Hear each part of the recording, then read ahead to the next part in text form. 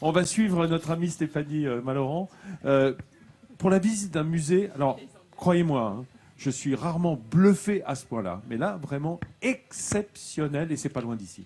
Non, c'est à Colmar, c'est le musée Unterlinden. C'est l'un des musées des Beaux-Arts les plus visités de France. Il a été complètement lifté en 3 ans et il a doublé sa surface. On peut y voir vraiment 7000 ans d'histoire. Je vous propose d'aller donc au musée Unterlinden. Avec 160 000 visiteurs en 6 mois, le musée Unterlinden est bien parti pour tenir son pari, arriver à 350 000 entrées d'ici la fin de l'année.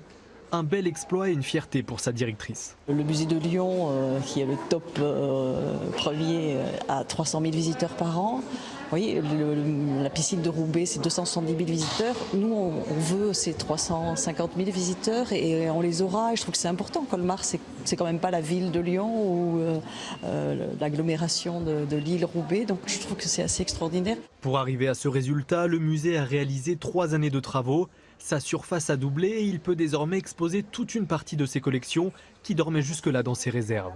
Une aile entièrement consacrée à l'art moderne a vu le jour. Elle dévoile la plus grande collection d'œuvres de Dubuffet en France. À découvrir aussi la tapisserie du célèbre tableau de Picasso Guernica, dont 3 copies seulement existent dans le monde.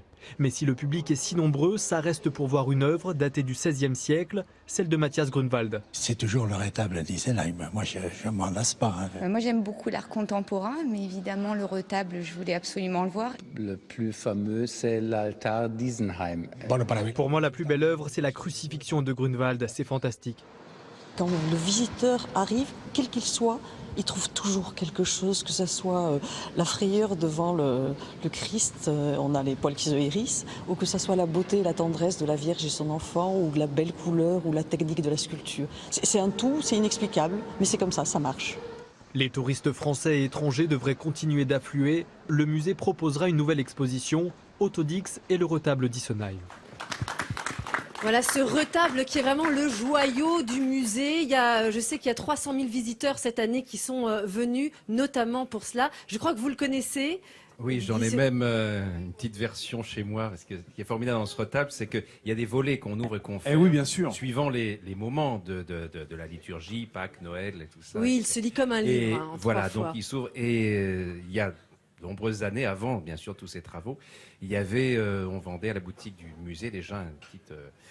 voilà, une version miniature et je m'amuse à ouvrir et à fermer les volets de temps en temps. Voilà, de ce polyptyque qui fait 6 mètres de long. C'est d'une modernité 4 de haut. hallucinante. Hein. Même sur le plan des plaies, des expressions, des muscles, il y a une science derrière cette beauté qui laisse pantois. Ouais. Il était fait en fait pour les malades, c'est les malades qui devaient le regarder. Et c'est vrai que la crucifixion, le Christ fait presque peur, mais il devait soulager les malades qui devaient se dire il y a pire que nous.